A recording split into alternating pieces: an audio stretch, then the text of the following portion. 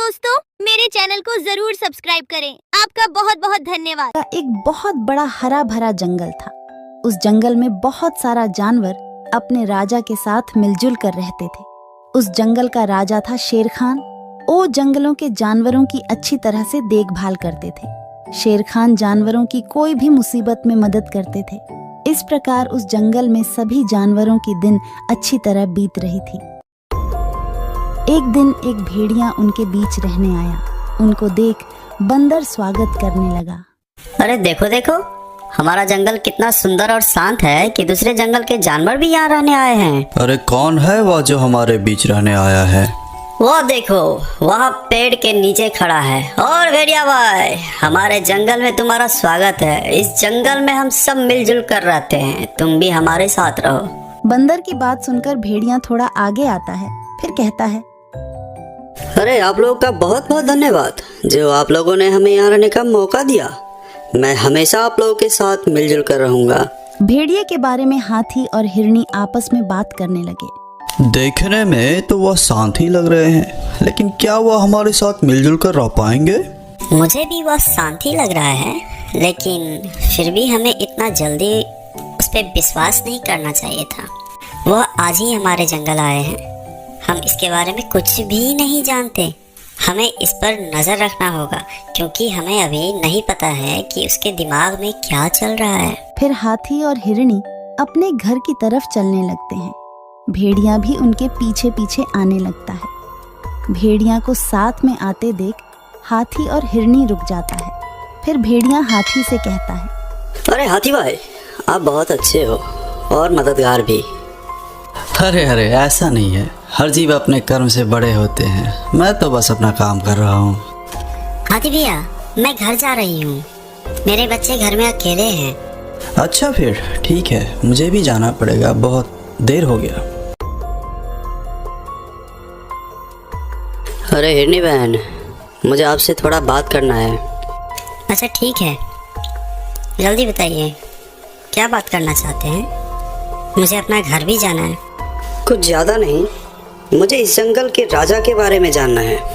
हमारे जंगल का राजा शेर खान है और वह बहुत अच्छा है। वो हम सबकी सुरक्षा करता है और सबकी मदद भी करता है। इस तरह बात करते करते भेड़िया हिरनी के घर तक पहुंच जाता है। हिरनी बहन, क्या आप यहीं पे रहते हैं? यही आपका घर है? हाँ हाँ, यही मेरा घर है। यही मैं अपने बच्चों के साथ रहती हूँ। आज से मैं आपका नया दोस्त हूँ। मुझसे कोई भी मदद चाहिए तो आप मुझे बुला लीजिएगा, ठीक है? अभी मैं चलता हूँ। यह कहकर भेड़िया वहाँ से चला जाता है। फिर हिरनी मन ही मन कहती है, कितना अच्छा है हमारा नया साथी, दिल का बहुत साफ लगता है। इस तरह कुछ दिन बीत जाने के बाद जंगल में एक एक करके जानवरों के बच्चे गायब होने लगते हैं। सभी बहुत चिंतित हो गए कि आखिर उन सब के बच्चे गायब कैसे हो रहे हैं। मुझे कुछ समझ में नहीं आ रही है कि आखिर हमारे बच्चे कैसे गुम हो रहे हैं। क्या कारण हो सकता है? मुझे बहुत डर भी लग रही है। हमारे बीच तो ऐसा कोई नहीं है जो अपने ही बच्चे को नुकसान पहुंचा सकता है। मुझे लगता है जंगल में कोई भूत और पिशाच का प्रकोप बढ़ गया है। यह तो बहुत गलत हो रहा है। हमारे साथ कौन ऐसा कर सकता है? आप लोगों को अगर मेरी कुछ मदद चाहिए तो मैं हमेशा आप लोगों के लिए तैयार हूँ। मुझे लगता है हम सबको मिलकर इस समस्या का समाधान ढूंढना चाहिए। फिर सब मिलकर राजा के पास जाते हैं और अपने बच्चों के गायब होने की शिकायत करने लगते हैं। अपनी प्रजा की ऐसी बातें सुनकर राजा शेर खान बहुत दुखी हो जाता है। हमारे जंगल में यह सब क्या चल रहा है?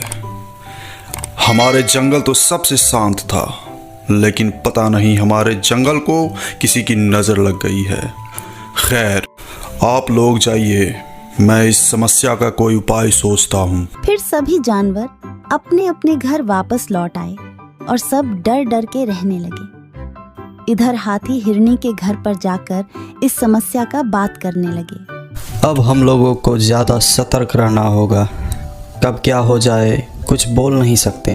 हाँ, आप सही बोल रहे हैं हाथी भैया। जब तक वह पकड़ा नहीं जाता हम लोग को सावधान रहना होगा। तभी खरगोश वहाँ पर भागते हुए आता है और कहता है, अरे कोई मेरे बच्चे को बचा लो, कहीं नहीं मिल रहा है मेरा बच्चा, कोई मदद करो मेरी, कोई मदद करो। अरे यह तुम क्या कह रहे हो? अभी तो सब ठीक ठाक चल रहा था, अभी क्या हो गया? हे भगवान, ये सब क्या हो रहा है? हाँ, मैं अपने बच्चों को घर में अकेला छोड़कर बाहर काम करने गई थी। जब मैं काम करके वापस आई तो मेरा बच्चा नहीं था। मैंने सारे जगह ढूंढ लिया लेकिन वह कहीं नहीं मिले। अब मैं क्या करूं, कहाँ जाऊं? हे भगवान, यह क्या जुल्म हो रहा है हमारे बच्चों के साथ। अब तो मुझे और भी ज़्यादा डर लगने लगा है। मुझे लगता है हमारे बीच कोई जासूस है जो हमारे पल पल की खबर हमारे दुश्मनों को बता रहा है। यह बात तो तुम बिल्कुल सही कर रही हो, मुझे भी इस बात पर शक हो रहा है। ठीक है, अभी मैं चलती हूँ, मुझे बहुत देर हो गई है, मेरे बच्चे घर पे अकेले हैं। इतना कहकर वह सब अपने अपने घर चले जाते हैं। अगले दिन हिरणी अपने बच्चों को घर में अकेला रखकर जंगल में जाती है खाना ढूंढने के लिए। खाना ढूंढते ढूंढते उसे बहुत देर हो जाती है। अरे बाप रे, खाना ढूंढने में बहुत देर हो गई। मेरे बच्चे घर पर अकेला है, मुझे अब जल्दी घर जाना है। मुझे नहीं पता कि मेरे बच्चे घर पर ठीक है या नहीं। भगवान मेरे बच्चे को कोई नुकसान ना हो। इतना कहकर हिरणी भाग के अपने घर की ओर जाती है। जब वह अपने घर पहुंचते हैं तो देखते हैं कि बच्चा तो वहां पर है ही नहीं। फिर वह बाहर आकर रोने लगती है। हे भगवान, मेरे बच्चे नहीं है, अब मैं क्या करूं? आज मेरा भी बच्चा गायब हो गया। हिरणी का रोने का आवाज सुनकर खरगोश वहां पर आ जाता है। क्या हुआ है निबहन, तुम रो क्यों रही हो? आज मेरा भी बच्चा गायब हो गया है। मैं बाहर गया था खाना लाने, जब मैं वापस आकर अपने घर आया तो देखा कि वहाँ पे मेरा बच्चा नहीं है। अब मैं क्या करूं? शोरगुल सुनकर हाथी भी वहां पर आ जाता है और सारी बात सुनने के बाद बोलता है, एक बार वह दरिंदा अगर मेरे हाथ आ जाए तो मैं उसे अपनी सूर में लपेट कर पटक पटक कर उसको चटनी बना दूंगा। बात करते करते उन लोगों को भेड़िया पर शक हो जाता है और वह सब मिलकर उसकी शिकायत राजा से करने जाते हैं। महाराज, मुझे तो पूरा शक है कि वह भेड़िया हमारे बच्चे को शिकार बना रहा है, लेकिन वह बहुत होशियार है, वह कोई भी सबूत नहीं छोड़ रहा। मुझे भी उसी पर शक है महाराज, क्योंकि उसके आने के बाद ही जंगल में ये सब चल रहा है। आप लोग सही बोल रहे हैं, लेकिन मैं राजा हूँ, मुझे तो सबूत चाहिए। मैं बिना सबूत का उसे कुछ भी नहीं कर सकता। आप लोग उसके खिलाफ सबूत लेकर आइए, फिर मैं उसको दंड दूंगा। महाराज शेर खान का बात सुनकर सभी जानवर बहुत उदास हो जाते हैं और वह सब वहां से वापस आने के बाद आपस में बातें करने लगते हैं। अगर उस भेड़िया के खिलाफ एक भी सबूत मिल जाए तो मैं खुद ही उसे मार के ख़त्म कर दूंगा, फिर राजा का कोई ज़रूरत ही क्या पड़ेगी। बिल्कुल सही बोल रहे हो। हम लोग राजा के पास बहुत उम्मीद लेकर गए थे कि वह हमारे मदद करेंगे। ऐसा राजा का क्या लाभ जो हमारी मदद नहीं कर सकते, हमारे बच्चों को हिफाजत नहीं कर सकते। देखो भाइयों, अभी यह वक्त राजा का बात करने का नहीं है। इस विषय में हम बाद में भी सोच सकते हैं। फिलहाल तो हमें उस राक्षस को पकड़ना है जो हमारे बच्चों को गायब कर रहा है। मुझे तो उसी भेड़िया पर ही पूरा शक है। वह अच्छा बनने का नाटक करके हमारे साथ यह सब कर रहा है। हमें कुछ ऐसी योजना बनाना चाहिए जिससे हम उस राक्षस को नंगे हाथ पकड़ सकें। हम सब अपनी अपनी योजनाएं बनाएंगे और जिसका योजना सबसे अच्छा हुआ हम उस पर काम करेंगे। चलो राजा के पास चलते हैं। योजना के अनुसार बंदर सारे जंगल में राजा के साथ बैठक की घोषणा करता है। फिर सारे जानवर राजा के पास चलने लगते हैं। इधर भेड़िया झाड़ में छुपकर सब कुछ देख रहा था।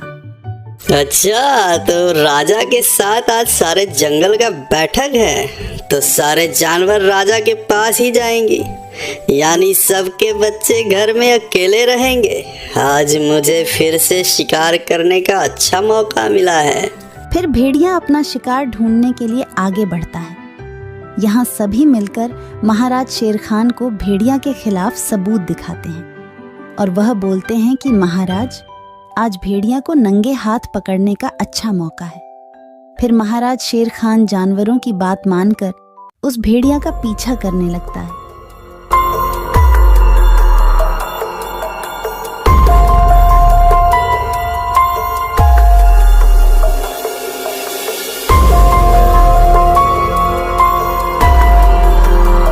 भेड़िया खरगोश के घर के सामने आकर खड़ा हो जाता है और इधर उधर देखकर उसके घर के अंदर चला जाता है। महाराज शेर खान भी उसके पीछे पीछे अंदर चला जाता है और वह अंदर जाकर देखते हैं कि उस भेड़िया ने खरगोश के बच्चे को शिकार करने ही वाला था कि वह उस पर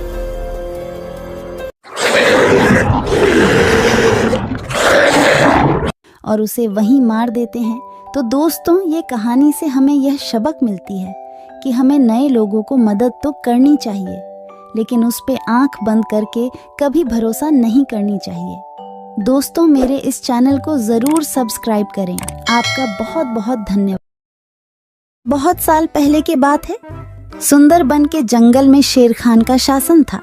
शेर खान दिल का बहुत अच्छा था। शेर खान हमेशा जंगल के जानवरों का ख्याल रखता था। एक सियार शेर खान का वफादार मंत्री था। वह जंगल में घूमता और सारे समाचार लाकर शेर खान को देता रहता था। एक दिन सियार शेर खान के पास आया और कहा, महाराज, जंगल के सभी जानवर कह रहे हैं आपके बाद इस सिंहासन पर कौन बैठेगा, इसीलिए ये सब कह रहे हैं कि आपकी शादी हो जानी चाहिए, क्योंकि आपका संतान ही आगे चलकर इस जंगल का राजा बनेगा। हाँ, जंगल की जानवर सही कह रहे हैं। मेरा संतान ही आगे चलकर इस जंगल का राजा बनेगा, इसीलिए मैं अवश्य शादी करूंगा। तुम शादी की तैयारियां करो। फिर शेर खान की शादी बड़ी ही धूमधाम से हो रहे थे। जंगल के सभी जानवरों को शादी में बुलाया गया था। सिर्फ एक छोटे से चूहे को छोड़कर शादी में बहुत सारा खाने पीने का इंतजाम किया गया था। सभी जानवर पेट भर खाना खाया। इधर चूहा को निमंत्रण ना मिलने के कारण वह बहुत गुस्से में था। ये शेर तो बड़ा ही घमंडी निकला। उसने मुझे शादी में ना बुलाकर मेरा अपमान किया है। मैं इसका बदला अवश्य लूंगा। इस बात को लेकर चूहा बहुत ही नाराज था। वह मन ही मन सोचने लगा कि इसका बदला कैसे लिया जाए। कुछ देर सोचने के बाद वह एक योजना बनाता है। मैं भी शादी करूंगा। हाँ, मैं भी शादी करूंगा। बड़ी धूमधाम से शादी करूंगा और शादी में उस शेर को छोड़ के सभी को आमंत्रित करूंगा। हाँ, यही ठीक रहेगा। फिर चूहे ने शादी करने का फैसला कर लिया और वह अपने लिए एक दुल्हन ढूंढने निकल पड़ा। थोड़ी दूर जाने के बाद उसे एक दुल्हन दिखाई पड़ा। फिर चूहे ने उसके पास जाकर कहा, शादी तो मैं कर लूं, लेकिन इसके साथ से तो मैं बिल्कुल नहीं शादी करूंगा। मेरी दुल्हन तो उस घमंडी शेर के दुल्हन से भी सुंदर और शक्तिशाली होनी चाहिए। फिर चूहा आगे जाकर एक पेड़ के नीचे रुक गया। दुल्हन की खोज को लेकर चूहा चिंतित हो गया। वह सोच रहा था कि भला इतनी सुंदर और शक्तिशाली दुल्हन उसे कहाँ मिलेगा। यह सोचते सोचते वह चल ही रहा था कि उसकी नजर आसमान की तरफ गई। उसने देखा कि सूर्य भगवान आसमान में चमक रहे हैं। तभी उसके दिमाग के बत्ती जली। अरे वाह, सूर्य भगवान तो सबसे शक्तिशाली है। कितना तेज है उनका। यही ठीक रहेगा। उनकी बेटी सुंदर भी होगी और शक्तिशाली भी। फिर चूहा एक पेड़ के नीचे ध्यान लगाते हुए बैठ गया और सूर्य भगवान को तपस्या करने लगा। ओम सूर्याय नमः, ओम सूर्याय नमः, ओम सूर्याय नमः। इधर चूहे को तपस्या करते हुए देखकर सूर्य भगवान बहुत आश्चर्य हुए कि यह नन्हा सा चूहा उनकी तपस्या क्यों कर रहा है। फिर सूरज भगवान चूहे के सामने प्रकट हुए। बोलो नन्हे से चूहे, तुम मेरे तपस्या क्यों कर रहे हो? क्या चाहिए तुमको? तुम जो मांगोगे मैं तुम्हें वह सब दूंगा। हे भगवान, आप आगे। मुझे तो अपनी आंखों पर यकीन नहीं हो रहा है कि एक नन्हा सा चूहे की बात सुनकर आप मेरे पास आ गए। हाँ, मैं सचमुच तुम्हारे पास आया हूँ। बोलो तुम्हें क्या चाहिए? भगवान, मैं शादी करना चाहता हूँ। अरे वाह, यह तो बहुत ही अच्छी बात है। इसमें मैं तुम्हारा क्या मदद कर सकता हूँ? मैंने यह प्रण किया है भगवान कि जो दुनिया में सबसे ज्यादा शक्तिशाली होगा मैं उसके बेटी से ही शादी करूँगा और आप इस दुनिया में सबसे शक्तिशाली हो, इसीलिए मैं आपकी बेटी से शादी करना चाहता हूँ। चूहे की बात सुनकर सूर्य भगवान सोच में पड़ जाते हैं कि मैं इस छोटी सी चूहे के साथ अपनी बेटी का शादी कैसे कर सकता हूँ। और फिर उन्होंने मन ही मन सोचने लगे, यह चूहा तो बिल्कुल पागल लग रहा है। इससे भला मैं अपनी बेटी की शादी कैसे करवा सकता हूँ। कुछ भी करके मुझे इससे छुटकारा पाना ही होगा, मगर कैसे? मुझे जल्दी कुछ करना पड़ेगा। तभी उनके मन में एक ख्याल आया और उन्होंने चूहे से कहा, अरे यह तो बहुत ही अच्छी बात है कि तुम मेरी बेटी से शादी करना चाहते हो। मुझे अपनी बेटी के लिए तुमसे अच्छा वर और कहाँ मिलेगा। सूर्य भगवान का बात सुनकर चूहा मन ही मन बहुत खुश हो गया और उसके मन में लड्डू फूटने लगे।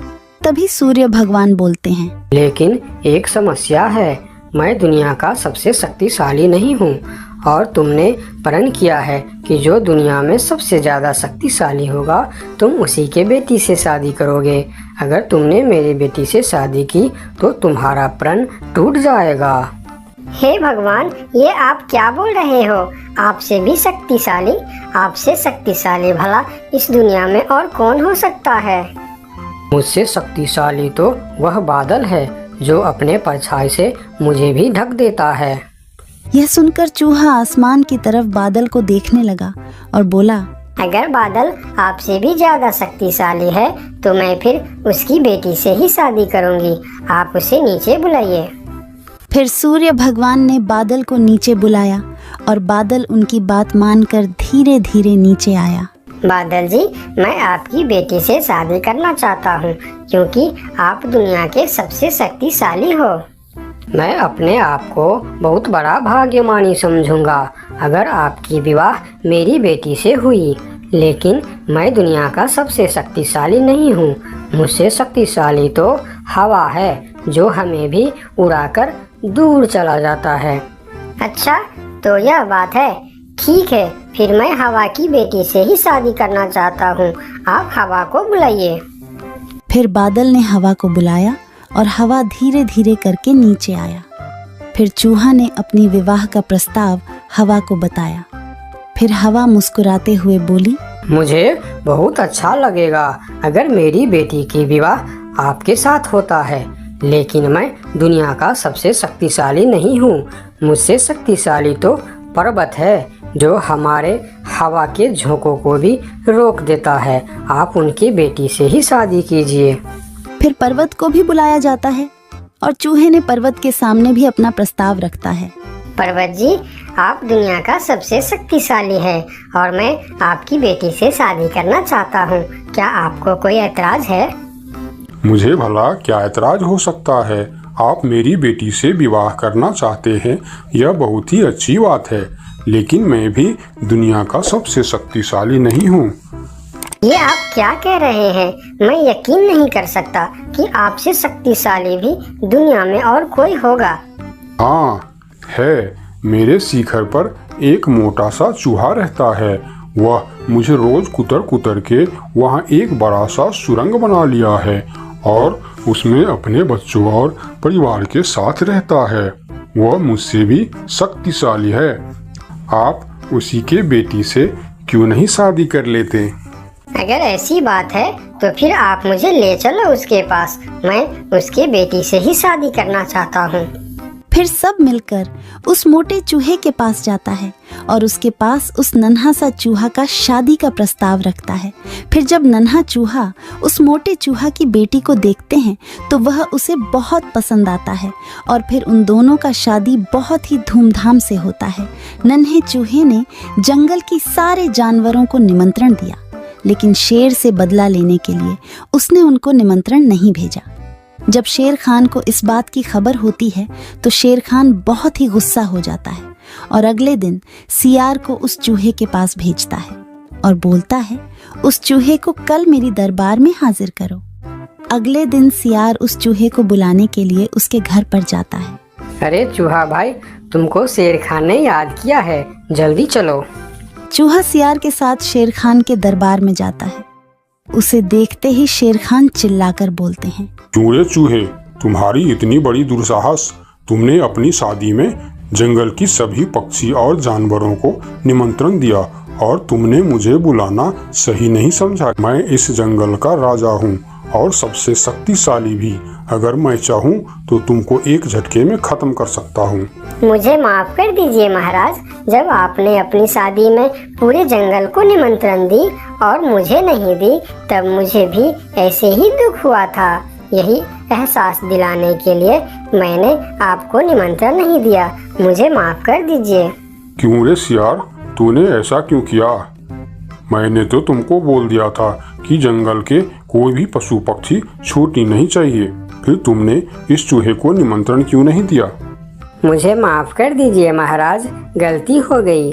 मैंने सोचा यह छोटा सा जीव, इसको क्या निमंत्रण देने का, इसलिए मैंने इसे छोड़ दिया था। मुझे आप माफ कर दीजिए। ठीक है, अगले बार से ध्यान रखना। मेरे लिए जंगल का हर जीव एक जैसा है। अगर आपको ऐसी ही प्यारी प्यारी वीडियोस देखना पसंद है तो वीडियो को लाइक करें और हमारे चैनल को सब्सक्राइब करना बिल्कुल ना भूलें। नए वीडियोस हर रोज मिलते रहेंगे।